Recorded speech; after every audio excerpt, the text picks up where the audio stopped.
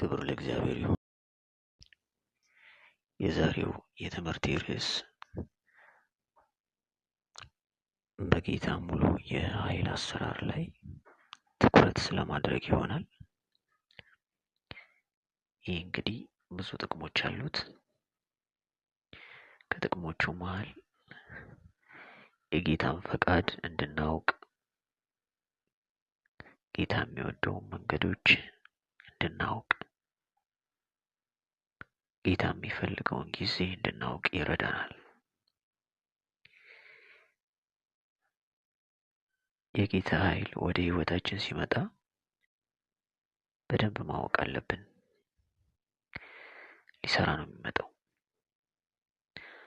አቅጣጫ ሊያሳየን ነው የሚመጣው።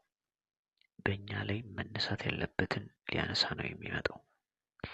እነዚህን ነገሮች መረዳት አለብን። የዛሬው መልእክቴ ይህ ነው። መልካም ጊዜ።